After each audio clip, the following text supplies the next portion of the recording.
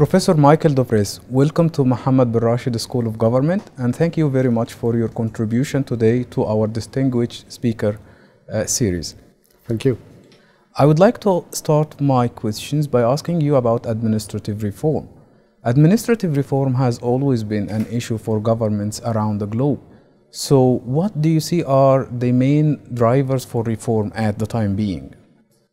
In general, the main driver for reform is the criticism on government that always exists, because government has collective goods, provides collective goods for everybody, for the benefit of everybody, and everybody has to contribute to those goods. And then people start to complain. I contribute too much, or it's not done efficiently, or I could have done it better, or it's too late and too slow. So government is always criticized by the people because it is there for the people. Nowadays, the main problems vary all over the world. In the developed world, in the OECD, the problems are the financial crisis. So government has to downsize because it doesn't have the money anymore to sustain such a large governmental apparatus. In Africa, the main problem is capacity building, because many governments, especially local governments, don't have the capacity to deliver the goods that are needed for the people in order to get education, in order to reduce poverty, etc.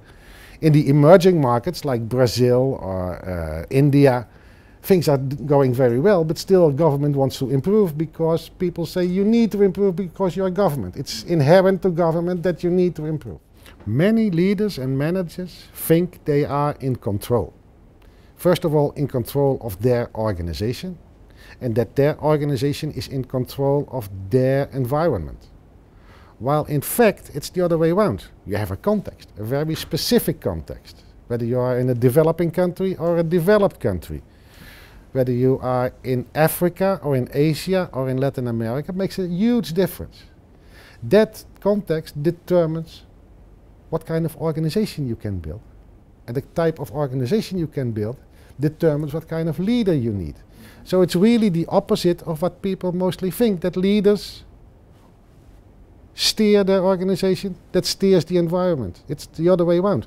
The environment steers what kind of organization can be built, steers what kind of leadership is needed.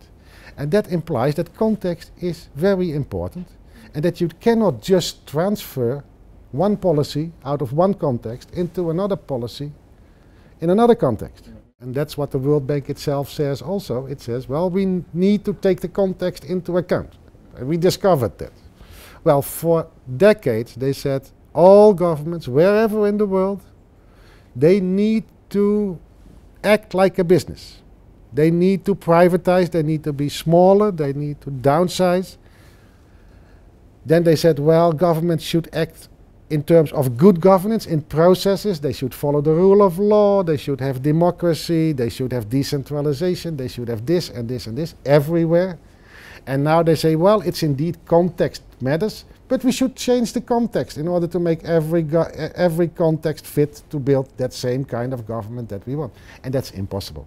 We have seen the banking sector, which is often larger than the government sector, larger than the total gross national product of a country. And if they mess up, all people are hurt. All people in the country. And government is there to prevent that ordinary people are hurt by problems they cannot solve themselves and they cannot do anything about it themselves. So then you get a collective solution, and the only one who can provide such a collective solution is government. And we've seen too many disasters in the last years, especially in the banking sector, in the housing sector, especially in the Western world, that says we need a strong government. Thank you, Doctor, very much for your contribution, and we look forward to more collaboration with you in the future. Thank you for inviting me. It was nice to be here. So today's lecture by Professor Michiel de Vries has provided a comprehensive account on administrative reform worldwide. The speaker has touched upon different important issues in administrative reform. Looking at the Dubai experience, I think the Dubai government has already taken so many important steps towards improving the process of service delivery and towards improving the practice of public sector organizations. Looking at the very recent initiative by His Highness Sheikh Mohammed in relation to the smart government, so the initiative itself reflects so many reform elements in public administration and in the way that governments deliver public services. The crux of the initiative is to focus on consumers and end users, which is reflecting somehow the citizen-centric government notion, which again is a worldwide reform attempt and initiative nowadays. So the other thing is the idea of re-centralizing service delivery, and this is another trend under what they call the digital era governance ideas. So the idea here is to make government delivering services more efficiently and more effectively using the information communication technologies.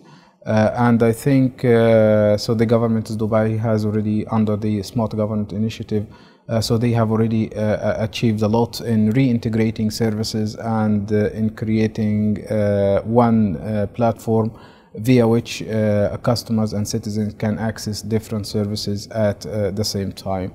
So I think Dubai is providing an excellent model for service delivery and for public administration reform, from which countries all over the world can learn so many lessons. Thank you.